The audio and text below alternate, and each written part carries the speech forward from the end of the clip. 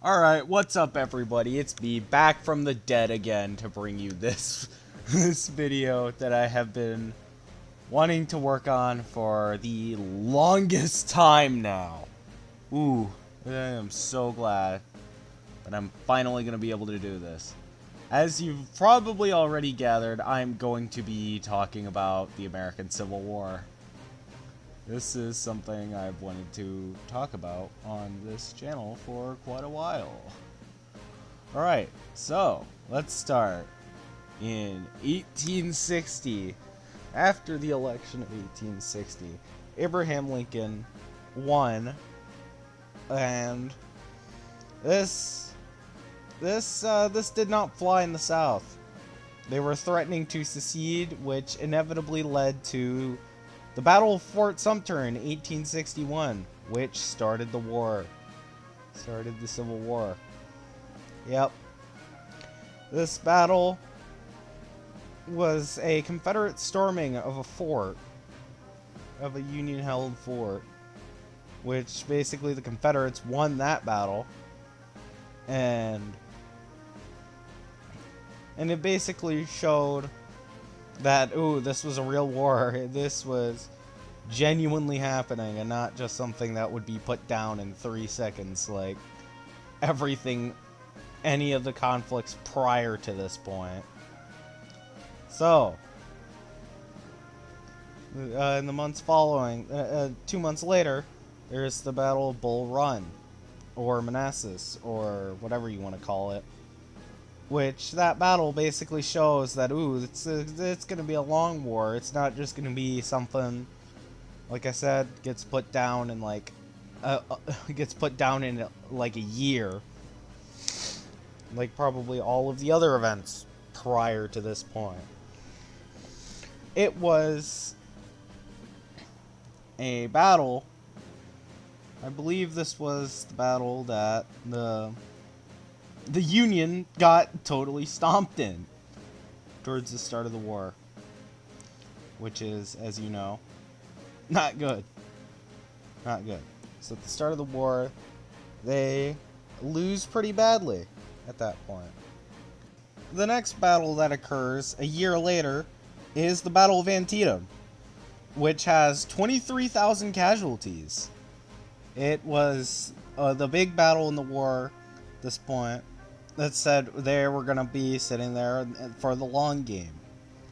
This battle was considered neither a victory for either the Union or the Confederacy. And at this point, both sides were beginning to be a little bit demoralized from that.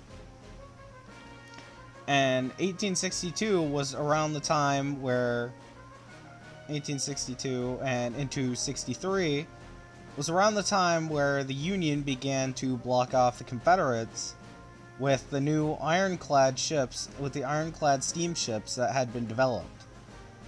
And with one of the reasons that Antietam was as deadly as it was, there were new types of bullets being developed for rifles.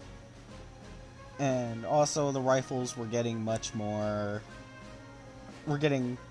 deadlier because they were switching from muskets over to repeaters that could fire off multiple rounds instead of just the one. For having to sit there, volley fire it. Repeater, you could get off multiple shots.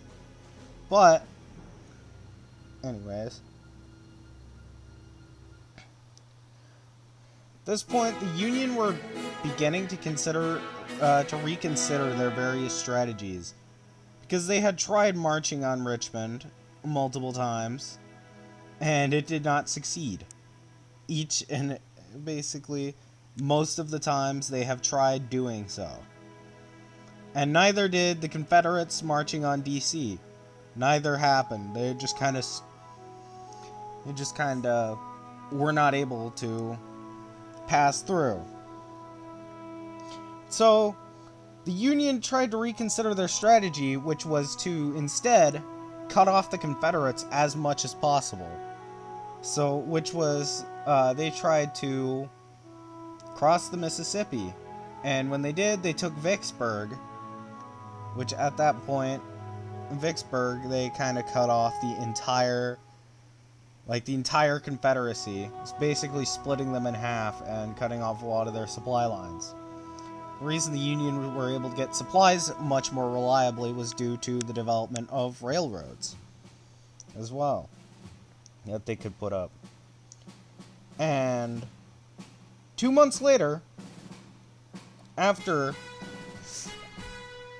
Vicksburg, was the iconic Battle of Gettysburg, which obviously Lincoln gave his famous Gettysburg Address speech. And with that, the world seemed to turn even more in favor of the Union because of how it was turning out.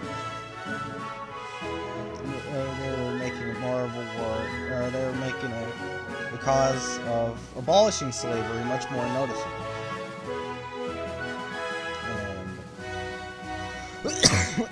Oh, sorry. I may have caught something while recording this. But anyways, in the following year,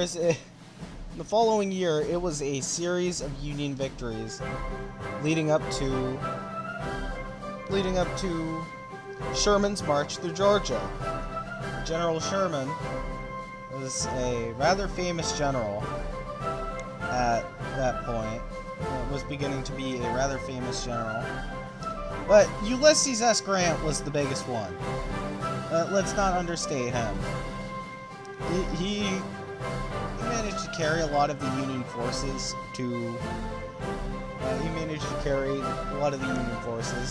after they were going through generals at the beginning of the war, like left, right. This dude named Burnside, who kinda was not that good. He tried to rush Richmond straight away and failed. But anyways, also with Lincoln having direct access to telegraph lines, he was basically giving troops orders more directly. And at that point, the Confederates could not keep up with the way their supply lines and the way they got orders were. At this point, Sherman was marching his way from Atlanta to the sea, as the song goes. At this point, they basically demolished things. They took any supply lines down. They basically subsisted off the land, and a lot of the concepts of how warfare, or a good portion of the concepts of how warfare is now, began to develop around this time period. Like a lot of the tactics, I would consider him like one of the biggest generals of modern America at this point. One of the biggest generals of what would form a lot of the tactics of modern America. At that point, with Atlanta. After Atlanta, the Confederates were much more. Let's see. Confederates were basically on their last legs, and if they kept pushing on for another few months, after December 1864,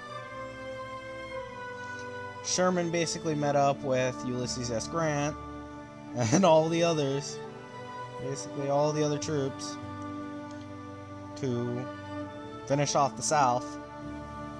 And this culminated in the surrender at Appomattox Courthouse between, General Lee, who I believe I have not mentioned by name this entire video. I can't believe that until just now. And General Ulysses S. Grant, who basically signed the peace treaty, but apparently he was so buzzed that he really did not want to be there, like at all. Like he was just like, is this really happening? Can we Can we get this over with? Basically, at this point, right? At this point in the war, right? War is over. Everything's starting to be rebuilt. Lincoln and Congress are putting together plans as to what to do with the country. Or what to do with the country, how to bring it back together after the war, and how are they supposed to do this?